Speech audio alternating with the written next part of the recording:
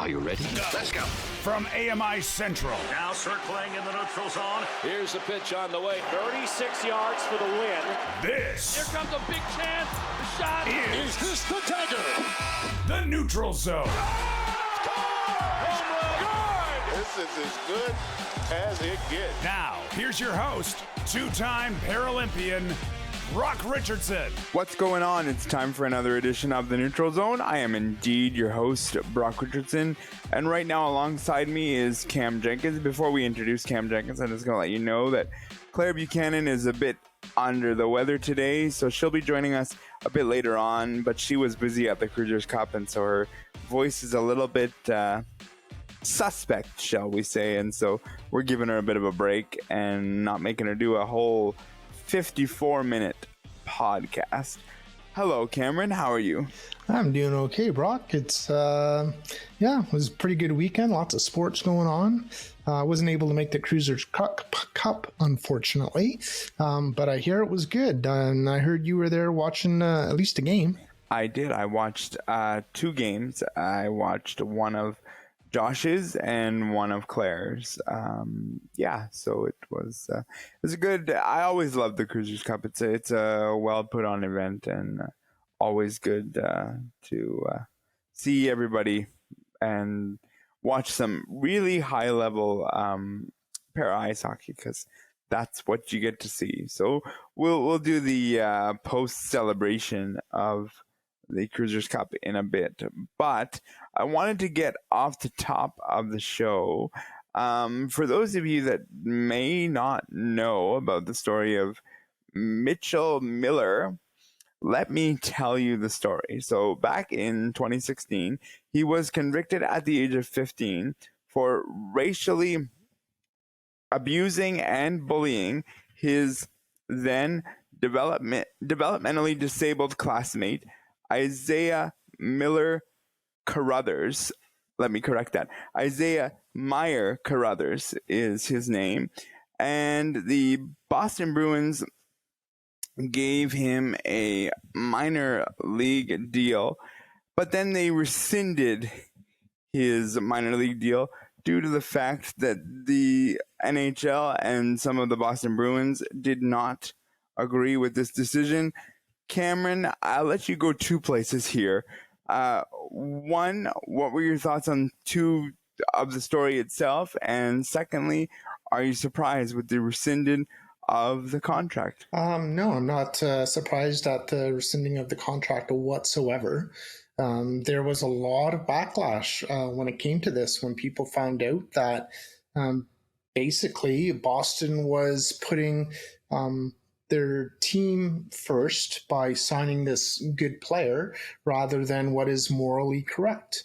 And I'm glad that they did rescind it, but it wasn't until there was so much pushback that they ended up rescinding it. So, and the thing is that, it's the moral conversation of does everybody deserve a second chance?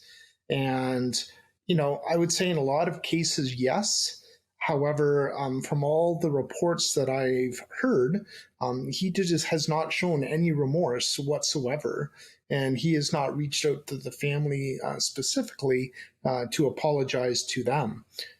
So it's just been a PR fiasco for the Boston Bruins, and yeah, it's going to be really interesting moving forward to see what happens, because Gary Bettman didn't even okay it. He says that he's not going to be playing in the NHL, in fact.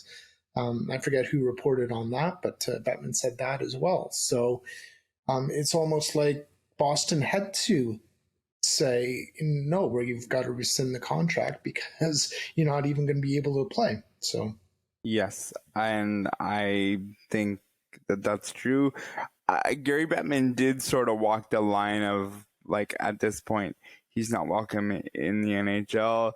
The Boston Bruins would have to show us all kinds of evidence that would show that this individual is better for it and done the right things. And I think due to the PR fiasco, as you put it, I think this was too much too quickly for Boston. And I'm not even sure that they would have been able to prove the things that they would have had to prove, given what you pointed out as, it doesn't even seem that he's, remorseful of the situation. It's sort of one of those things. I'm going to make fun of myself for a second because I totally forgot that I was on camera. As I was talking, I went to go itch my face and realized halfway through, I'm like, oh yeah, you're on camera. Anyway, as I figure myself out, it's time to get into our headlines for this week. Neutral Zone headlines. The Houston Astros win the 2022 World Series. Also, Jeremy Pena is the World Series MVP. This season, Pena has won the American League Championship Series MVP, plus a Gold Glove as the best shortstop in the American League, and now a World Series championship.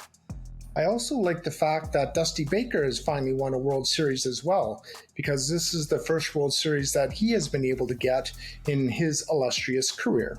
Awesome. Congratulations to them from me as well. Late last week, the Brooklyn Nets and Steve Nash, Canadian coach, mutually agreed to part ways.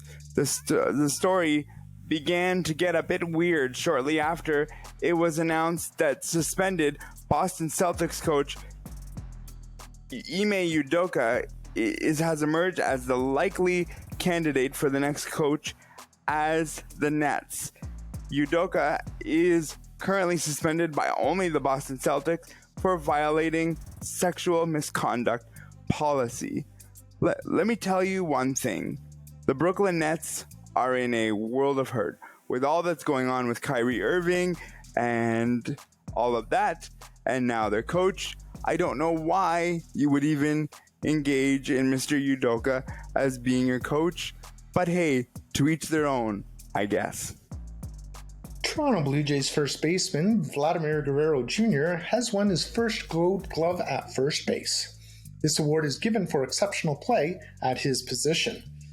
It's really nice to see Vladdy get a Gold Glove. I know a lot of people were concerned about his glove, I guess more so being a third baseman than a first baseman, but he has worked really hard on his defense, and he's been rewarded by getting a Gold Glove this year. Those are your headlines for this week. Let's go back to our Twitter poll questions, as we often do at this time of the program. With rumors circulating, do you think Serena Williams will make a return to tennis? 80% of you said yes, and 20% of you said no. And this week's question is, are you happy with this year's World Series champion? Your answer is yes or no. You can cast your votes at our Twitter handles coming at you right now. And welcome back to the Neutral Zone AMI broadcast booth. And we are set to get this ball game underway. The first pitch brought to you by Brock Richardson's Twitter account at NeutralZoneBR. First pitch, strike.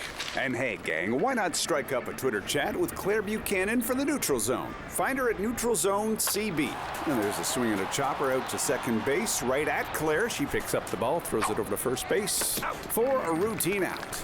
And fans, there is nothing routine about connecting with Cam and Josh from the Neutral Zone. At Neutral Zone Cam J and at J Watson 200. Now that's a winning combination. And this Oregon interlude is brought to you by AMI Audio on Twitter. Get in touch with the Neutral Zone. Type in at AMI Audio. So we were supposed to have Rhonda Gohari join us, and we had some technical challenges with her, and so what we're going to do now is I'm going to tell you a little bit about the November the 12th event. And that is that they are going to be inducting some individuals into the Hall of Fame. But one of the big notes from an AMI perspective, two big notes. Number one is that Kelly McDonald, who has emceed for a long, long time with them, is not going to be emceeing, and yours truly, myself, will be emceeing the event on Saturday. So I'm really looking forward to that, doing that and taking over for Kelly. I know Kelly has done a lot for the organization as a whole, and it'll be fun to be a part of it. And I know that Cameron, you have been a part of one or two Ontario Blind Sports. We can't exactly remember how many, but at least one or two. And I want your thoughts as to the event and your take on what we've done at OBSA. It's been a phenomenal award ceremony. I remember the first year going, I think maybe that was our first live that we ever did. It was. It was. Okay. Yeah, that's what I thought. So I remember like everybody's eyes were like super big, like the size of a dinner plate, wondering like what we're doing. A lot of us were new to this type of thing and not sure if we could talk enough to be able to get through it. But, staff at AMI, I think Jeff was there that time. And Andy was there, and they were kind of working things from the background, as I remember, and getting interviews for us. And we were talking away, and yeah, it just felt so natural to do it. And it was so nice to see so many athletes that have put in so much work over the years get to be part of the Ontario Blind Sports Hall of Fame. And hearing some of their stories and what they've accomplished throughout their sporting life, is just fantastic. Yeah, it is. And it's really a wonderful event. Last time they did an in-person event, it was 2019. And Kelly had asked me at that point, would I do 50-50 with him? Because at that point, he was considering not renewing it. And he was hopeful that I would get offered to take it over, and I did, and it was fun and really enjoyed it. But now I will not have my mentor alongside me this time around. I'll be doing it solo, and so be a bit fun. But one of my favorite parts of the event itself is that they do, in addition to the Hall of Fame inductees, they do something that's called a balloon game. So they bring a bunch of balloons with different prizes in it, and it's almost as if you're gone to a circus. And I don't mean that to be disrespectful. I mean it to be totally respectful, where they bring a bunch of balloons and you get them for, $20. And the main prize in the past has been Blue Jays home opener tickets, and inside each balloon is a number that correlates with a prize on this big table, and you get the number, and then you go to the table, and all the while you're waiting in line, you have no idea what your prize is. So you're like, did I get the main prize, or what did I get? Because it doesn't say on the number. It just literally says the number. So it's fun, and you get to be social as well. And George was Cork, there a mad dash for those balloons? I remember the balloons. I remember popping them to try to find out what you got, or there was a number associated. But was there like a mad dash and elbows up in the air for trying to get more than one balloon, or? Yes. As it gets closer to the last bunch, people are like, "No, I want another one. I want another one. I want another one." And as MC, that's what I thought. As MC this year, does it feel like Black Friday? A little rush to yeah, a little elbow. I've never get the balloons, try to get those Blue Jay tickets. I've never done a Black Friday, but I would imagine that yes, Claire, it would be something similar. I know, Claire, you're going to be in attendance at the Accessible Media Inc. table. What are you looking forward to as you embark on this event for the first time? Yeah, this will be my first time there, and I always love a good excuse to dress up nice and fancy and go out and have a nice dinner and hang out with the buddies. So I'm excited to hang out with you guys. But yeah, it's cool to hear stories from you guys about, like the balloon thing. I'm pumped for that. It's pretty cool hearing that you guys did your first live show at the event. And I don't think I've ever been to an event that had a Hall of Fame induction. So as an athlete myself, I think that's just going to be really cool to showcase the athletes and all the success that they've had in their athletic careers. Yes, I agree. I think they have don't they have a silent auction too, don't they? Yes, and I have it Very cool. on a good authority this year that they're doing it as a QR code where you use your phone to bid. So they're going like all technology on us, which is kind of cool. And the thing that I remember about doing the Hall of Fame with Kelly was that I remember listening to people's, cred as an athlete and the stuff that they've gone through. And I remember thinking to myself,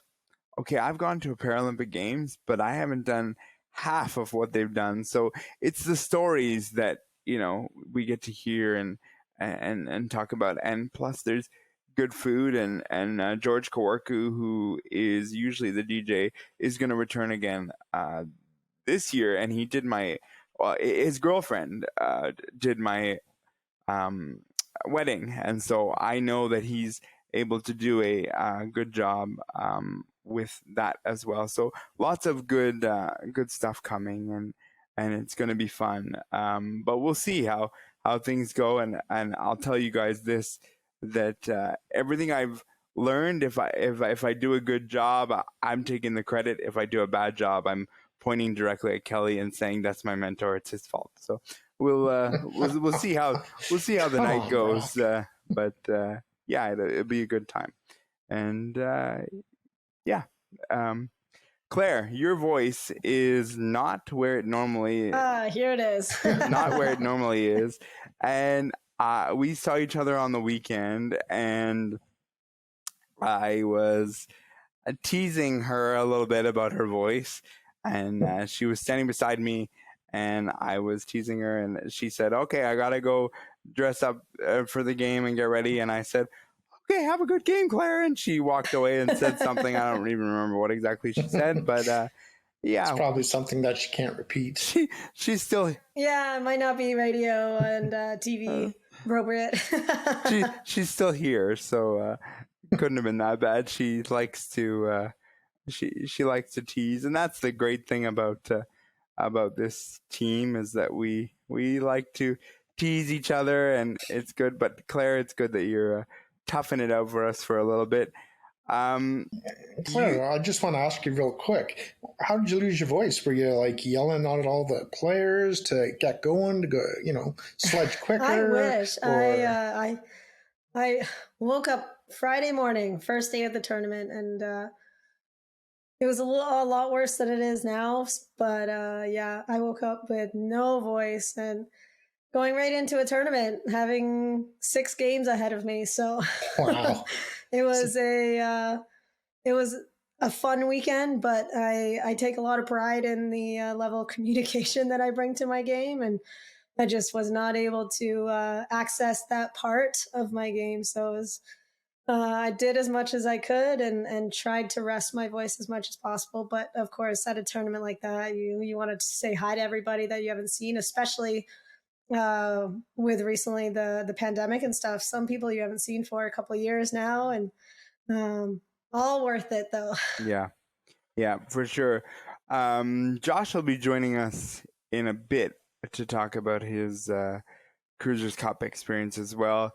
But Claire, before we talk about how things went for you, I know you're now playing on a different team, and I'm curious to kind of find out from you what that transition's like. You've been a part of the Cruisers for a long time, and you made a switch, from what I understand, to make the commute a bit easier for you. But can you talk a little bit about the switch and what it's like to kind of break away from what I perceive as all that you've known and then go into another team? Yeah, you put it perfectly. I've been a cruiser through and through since the age of 12, and I've played wheelchair basketball and sledge hockey and done track and field with that organization.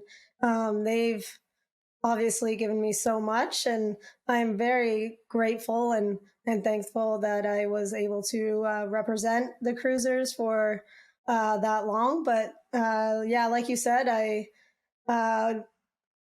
being a mom and traveling and also playing hockey, it just made a little more sense to be closer to my family and resources for childcare during practices. And it just makes it easier also for my family to come out and watch me play now. So yeah, just there's multiple reasons. And there's not an ounce of bad blood with me and the Cruisers. Like I said, I'm very thankful, and I will always show up and still watch some sledge hockey games of theirs as well, and look forward to seeing them in London.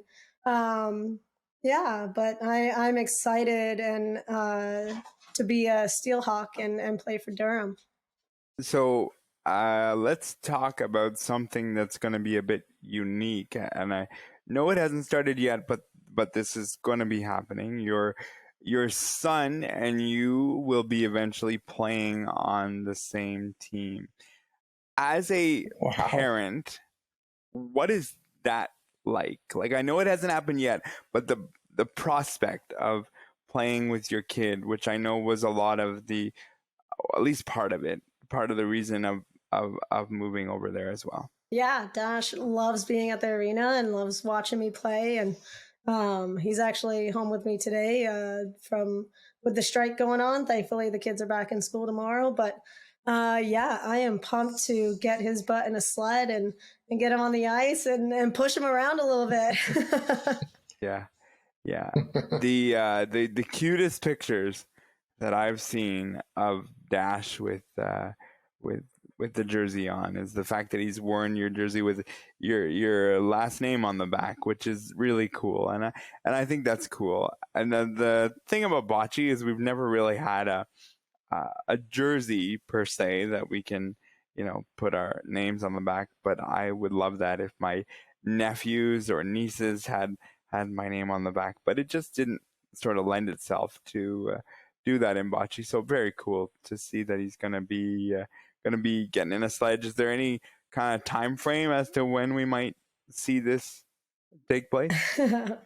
Oh, well, this weekend we actually have a game, so it's not a practice weekend, so it'll be another couple weeks, but they have the sleds available, and there's a couple other tiny little kids on the ice already, so yeah, I'm looking forward to it, and I'm sure he is too. It's I don't know if he's into sports yet, but he wants to be on that ice with me and checking out the sleds and stuff. So yeah, it'll be exciting. We're going to have to, you know what we're going to do? I will say this on the air. When he gets in the sledge, I would like him to come on our podcast, and I would like him to tell us as a kid what it was like to get in a sledge and play para ice hockey. So when it happens, Yeah. we're gonna do that, because I know he likes the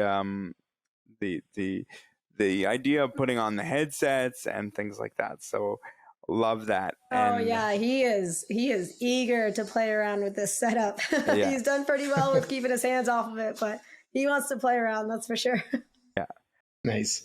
And then obviously with the Durham, they allow both able-bodied and para people to play on the same team. Yes. So Durham is one of the organizations that has a good group of able-bodied players that help grow the game and support sledge hockey and make it so that the community of disabled athletes in Durham are able to get on the ice and play sledge hockey. Without putting either of you, in a corner on this, but something just sort of dawned in my mind. Do you guys think that the reason the Cruisers don't do that is based on numbers, or do you think it goes a bit deeper? And if it goes a bit deeper, then say what you're comfortable saying on the deeper level. But Cameron, I'm going to start with you on this one and just kind of give me your thoughts. Yeah, I know that originally when the Cruisers didn't have a lot of people, back in the 80s, I was going to say 1800s, but we all know it wasn't the 1800s. But in the 1980s, when I started, there was only about maybe 6 or 7 of us. So I know two of the founding members, Scott Little and Dennis Charbonneau, their brothers used to play on the team, so we could end up having a game. But within, we're lucky to be in the Peel region because we have such a good population base, and there's a lot of disabled people here. So that's why the Cruisers, in my opinion, went to just disabled, because this sport, was made so disabled people can, enjoy a sport or play a sport.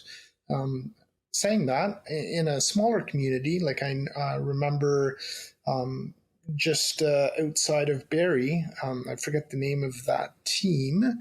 Hopefully one of you or Claire, maybe you could help me out with the name. That's just outside Barrie. They had a team, and they came together as a community because there was only one disabled person there. So they ended up getting some able-bodied people to play. And, when you're a community coming together and there aren't a lot of disabled people, I have absolutely no problem whatsoever if there's able-bodied and disabled people playing together. And I think in cities that do have a, good-sized population base, my opinion is that the sledge hockey, it is for disabled people to play. So if you have a big population base, then, I would also go with that of just disabled people. But if it's a smaller community, I think both, because that way, it's inclusion, and disabled people can play, and that's what you want them to do at the end of the day. Yeah, you touched on it really well, that in smaller communities, there just isn't, the exposure and awareness that the sport exists, and having able-bodied athletes there to really round out the teams helps out. So, it's a good question. I'd be interested to really ask the people at the cruisers and on the board. They've been around for quite some time. I think the cruisers started in the late 80s, around when I was born. So thanks, Claire. You just made me feel really old. Nice shot. She also made. I think they started in 87 and I was born in 87. It's a good question. It just might have been something that they started out with, and just there hasn't been kind of this push or even need to change that. Because like you said, it's a giant organization, and there's a ton of athletes, and not just sledge hockey. They have a ton of athletes in wheelchair basketball and track and field and bocce. And so, yeah. And like just the hockey teams alone, isn't there like 4 or 5 teams? Yeah, they got an A division, 2 C division teams, and a juniors program, and I think an open program as well. So there you go. So there's like 5, and it's all disabled people. So yeah, if you've got the population base to be able to have just disabled people, I'm all for it. Can I just say, before we continue this conversation, we love the cruisers here at the Neutral Zone. I am in absolutely no way knocking the organization in one way, shape, form. I just wanted to have a little bit of a conversation, because I sat up there in that horrible accessible section, which we'll chat about when we get to chat about the actual event. But I sat up in the horrible accessible section, and I was sitting there, and I thought about one of the reasons Claire moved, and I started thinking, well, okay, the commute's better. Check, that's good. We can accept that and move on. 2 is that she wants to play with her son. And I started to think, what if there are other people that want to do that very same thing? Now, as I look at the cruisers, we discuss, 5 teams. Are the numbers there to do it? I'm thinking probably not, because what you have 5 teams, which means you need 5 coaches plus assistants plus, like, the numbers just get bigger and bigger real quick when you're the cruisers. So I do get it, and I understand it. So but again, it's just one of those things that popped in my mind. I'm thinking, you know what? Let's see what they say, and yeah. Claire, let's talk about your event. Before we talk about it, I'm gonna say that I came for Josh's game Saturday afternoon, and my wife and I were walking over to the venue, and we heard a voice that resembled one Claire Buchanan, but she knew it more than I did, my wife that is, and I said, that was Claire, and she said, yeah, it was, and I said, oh boy, I don't know how Monday is going to go for Claire, but we'll see how this works. And we found out that Claire had a game in that afternoon, and we stayed. And the one thing Claire said was, "Oh yeah, we lost by a bunch against Buffalo, so temper your expectations," I think was the words you used. And then you guys went and had a wonderful game, which was highly entertaining to watch. But let's go back to the beginning of the event. Let's run through your round robin first, and then we'll get into the playoffs and all that. Yeah, absolutely. So there was 3 teams in our division, including us. So we played Buffalo and a team from Montreal. So we played both of them twice, which is why we had 2 games on Friday and 2 games on Saturday leading into the playoffs. So right out of the bag, we played Montreal and then played Buffalo. And like I told you, it was a little bit of a beating. They surprised us a little bit. They're very, very quick and agile team, and you can tell that they put in the work and practice a lot together. They just find each other really easily. So, Buffalo ended up beating us 6-1 in our first game against them. And leading into Saturday, having people watch the second game of Buffalo, I was like, this might not be as tight as a game as you're looking to watch when you go to a hockey tournament. But like you said, it was an exciting one. We ended up winning 3-2 and scoring the winning goal in the last few minutes of the third period. So the round robin was a ton of fun, and kudos to the Montreal team. They are a very young team and had a few women in there that are looking to put in the effort to try to crack the women's roster for the national team, and including their goalie. So I know it was a very tough weekend for her, but so proud to see the next generation just working so hard. And I hope that those individuals just don't give up and just keep getting better, because I'm excited not only to see them next year, but in 3 months at the London tournament. So we'll probably see the same teams again in London, and yeah, it'll be exciting. All right, Josh is also joining us now. Hello, Josh. How are you? Hello. Not too bad. It's been a bit of an interesting afternoon. I was expecting to be here before now, but apologize for being late. But it was definitely worth it. So hopefully we can still have a good discussion. 100%. Claire, anything else on your tournament that you shall add to this conversation? Yeah, I'll just add that we ended up playing Buffalo again and in the final game, and they ran away with the gold medal 3-1. So we were still able to keep it to a tight game, and it showed that each day we kind of got more and more comfortable with each other. And me being with a new team, I've only had maybe 3 or 4 practices with them as well. So it's nice to have a tournament under our belts and see how we actually play as a full team and outside of practices. So yeah, looking forward to the London tournament so we can gel even more and see if we can turn that silver into a gold in our next tournament. Yes, and that's you know what, when you're with a new team, there's some kinks you got to work out, and some I'm wearing a different uniform. There are all kinds of different things. Yeah, everyone was bugging me because they were like, we can definitely tell who Claire is. She's the only one with red gloves on the ice.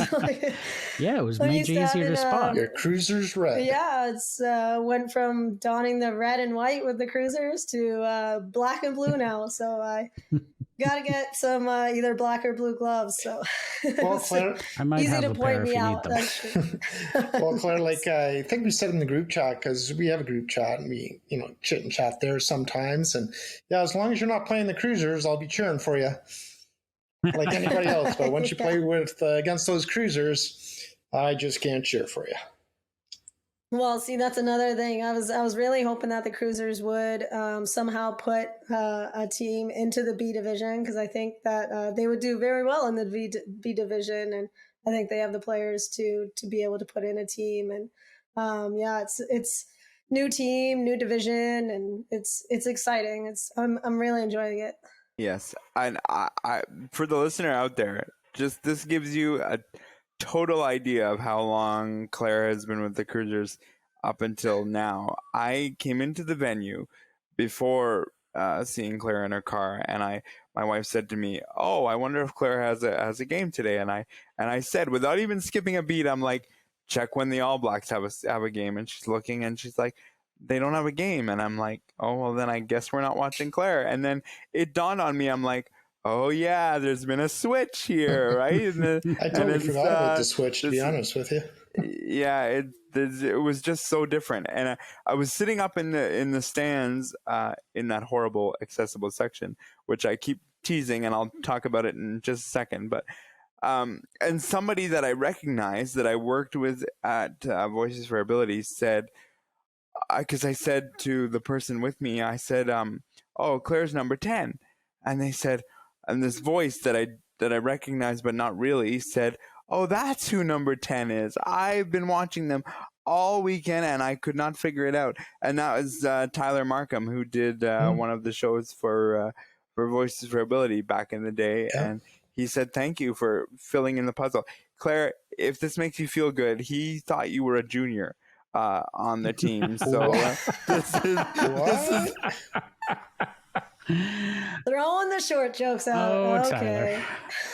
Yeah. Hey, I will take that. Yeah. Funny thing there, Brock. I actually grew up with Tyler back home, so we know each other quite well, and it's rather humorous to think that he would say something like that. Yeah.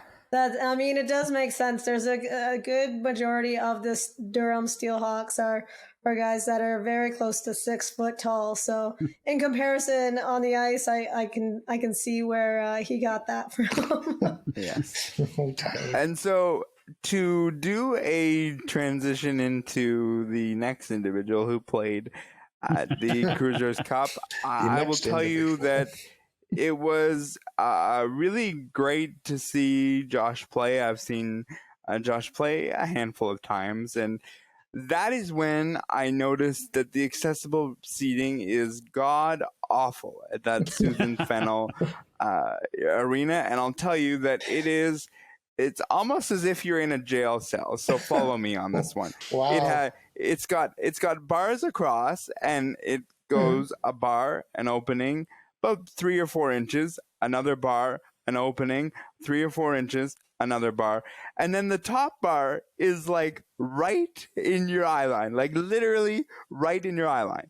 So for me, you've got to pull yourself forward, lean over and say, okay, where am I? What's happening? Because as someone who's visually impaired, you need to kind of, figure out where your eyes are looking and what's going on. It is a god awful section. And Steve Sermon, who is one of the Cruisers athletes, said all they have to do is take out that top bar and it would just be wonderful.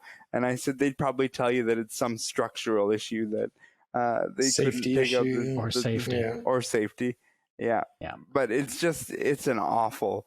Not more safe than those tiny hallways into the dressing room. So. With the switchback corners, those are fun. Oh, that's right, because that's at the Susan Fennell complex. Exactly. I forgot about that. I've flipped over many a hockey bag trying to get into those dressing rooms. Yeah, for sure. Because I was thinking that it was Iceland. So I was thinking, you can watch in from behind the glass if you wanted to as well, but they don't have that there.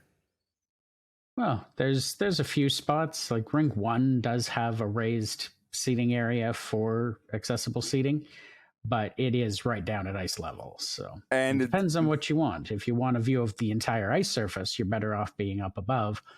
But yeah, they have designed that wonderful safety barrier that's, just perfect for a child to climb over and for us not to be able to see.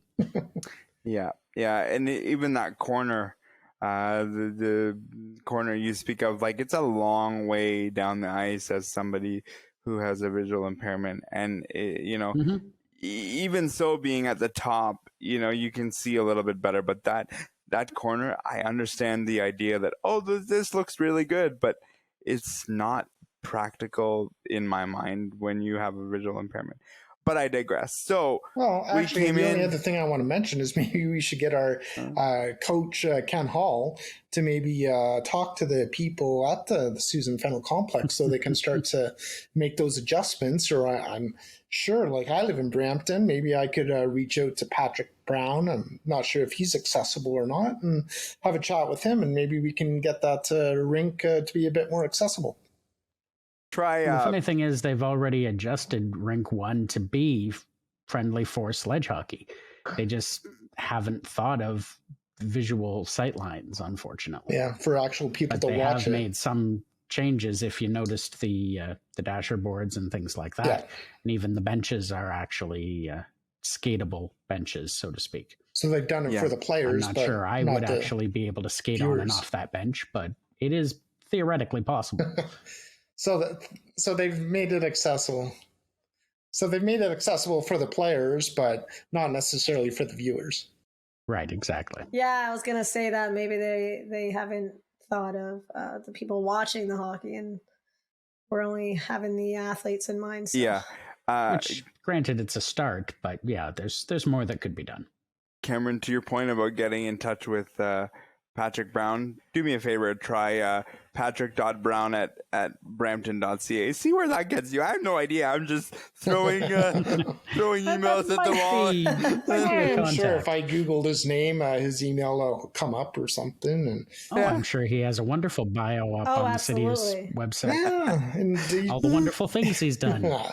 And he just got reelected too, so I don't know how apropos he would be to fixing some things. Maybe that's going to be more of an election promise 4 years from now. So who knows? This is the election portion of the Neutral Zone. Welcome, everybody, and we hope you enjoy. Josh, you played a few games over the weekend, and attempted to play, whatever. I have some thoughts, but I will let you tell us about your event. So the floor is yours. Thank you. Well, we had a good weekend under the circumstances. We had a lot of new players this season, at least 3 or 4 that I can think of. And honestly, we overall did pretty well considering that. I will say we did end up with a record of no wins, 2 losses, and 1 tie. But over the course of the weekend, I only had, let me think now, 8 goals scored against me. In theory, that sounds really good. The part of the story I haven't shared yet is that 7 of those goals came in our last game against Montreal. That was a little humbling, to say the least. For sure. But we had 2 really good games, one against a team from Markham, the Islanders, very good team. We played them very, very tough. We just neither team could find a way to score, unfortunately. And in the second game, we ended up losing 1-0 to Elmvale. Again, a very good club. They have a long history in our league and very, very good people, really great sports. But they happened to squeeze one past me that I wish I had back. But that's the life of a goaltender, unfortunately. The team against Montreal is always strong. They play very well, as Claire alluded to. The team that was their open team is probably their weakest players, if I can use that term in quotation marks, because they are still quite a good team. And unfortunately, we all collectively as a team had a bad game.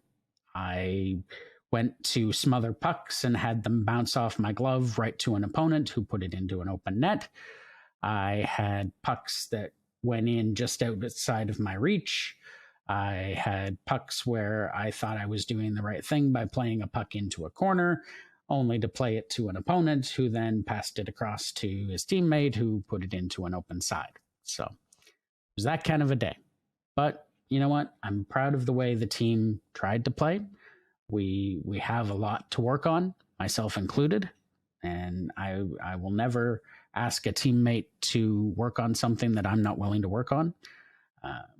We have some communication issues we have to work out, starting with me. And you know what? We're going to be better. We're going to grow and we're going to get better. And by the end of the season, we will not be the same team. So all in all, it was a great weekend to learn. Now, we've got just under 10 minutes left in this show. And this is the part of the show where I'm going to give cruisers a lot of credit. And if this is still not the case, or this is not the case anymore, as I try to spit that out in English, then one of you let me know. But the best of my knowledge is that the cruisers sports still do not allow push sledge athletes, correct? No, they actually do. Our junior team does have one individual, a fellow named Carter, who does play with his dad as a pusher. So that particular rule has been altered when the circumstance warrants. Having said that, the rule is that if the person is able to propel themselves at all, then they are expected to do so. Okay. In Carter's case, he has severe CP, so he, as I understand it, is not able to coordinate to push himself. So that is why we have him using a pusher. But generally speaking, we try not to have pushers. Okay, and I'm going to go with the generally, because I know Carter personally, and I'm really glad that they made that amendment, because he loves hockey and, you know, he wanted the fast action sport. I love that they did this. However, and you know what? He's really good at it. Yeah. Considering his ability, he is good at it. Yes. However, I watched him over the weekend. I was watching one Josh Watson's game against Montreal. And I know what's coming. The pusher of the individual who I'm sure needs the pushing. There is no denying of okay. Josh says, but I'm going to go with I'm sure they need pushing, because that's why they would be in a push sledge, allegedly. But that pusher was involved in more in the action than I think he probably should have been. He was involved in a 2-on-1 with another athlete, and I'm thinking to myself, isn't the rule still that is you're supposed to be behind the play and not leading the charge? There was just things that I didn't like about it, and I have to be honest and say to you guys that, like, I get it in a Carter situation, I understand it, but those pushers have a way, Josh Watson, of putting their feet right in places that make it really hard to make a save, and they do that intentionally, and I don't care what anybody says. And that's exactly why we teach our players that you are not allowed to take out the pusher, but if you get between the sled and the pusher, that is perfectly legal. Okay. I remember these conversations. And if that pusher just happens to hit the deck, well, then, you know, the pusher is part of the sledge. Pusher is part of the player. And Josh, correct me if I'm wrong. I believe it used to be that the pusher couldn't go any faster than the slowest person on their team. That is the letter of the law. Okay. But much like the T-boning penalty, we know how often it gets called. Fair enough. Yeah. I just wanted to let that for the listeners to know that is what that's good context for sure. For a bit of context. So a 2-on-1, I don't think really a pusher should be a part of that. Well, and imagine my chagrin when the person being pushed actually scored on me. Yeah, and see, I wasn't when you said that, and thank you, Cameron, for the context, because I didn't want to say that I thought that was the rule, because I thought if the pusher was involved in a 2-on-1 and wasn't supposed to be, my goodness, maybe the referee would make some kind of a call if that was the case, because a 2-on-1 isn't even remotely close to being what you just described. And I don't know. I love our referees. They volunteer their time for the most part. They do get a little bit of a payment for doing the work, but most of the time they are Ontario Minor Hockey Association referees, and this is probably the only time of year that they actually do referee sledge. And so God bless them, but there are so many areas that they could improve. Oh, yeah. Like those referees that you're talking about, Josh, like they don't know. And then, you know, somebody does do a T-bone or whatever it is. And then it's like, oh, the poor disabled person, we don't want to call a penalty on them. And like, that's the attitude that they take, in my opinion. Like, call the penalties. We're playing hockey. If we weren't able to play it, we wouldn't be out there. Like, call it. Mm-hmm. It's frustrating. It's para ice hockey. Like Yes. everyone has a disability. So like, if the narrative is, well, they have that's a cop out, in my opinion, to be like, well, that's just nonsense. Go ahead, Claire. Yeah, we've experienced something similar in the women's game. We've gone to play games and it be all women on the ice, and the refs are calling boarding penalties and thinking that it's a non-contact sport, because when you look at the women's game and the stand-up game, it's technically it's not Sport. a contact sport. So yeah.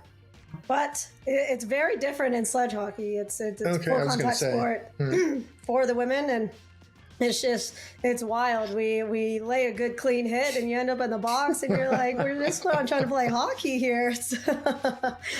Josh is in a no contact division, and there's more contact than no contact that occurs. That is where I will leave that discussion totally. That is division. the end of our show for this week. I would like to thank Cam Jenkins, Claire Buchanan, and Josh Watson. I'd also like to thank our technical producer, Mark Aflello. Our manager of AMI Audio is Andy Frank. Tune in next week, because you just never know what happens when you enter the neutral zone. Have a great week. Be safe. Be well.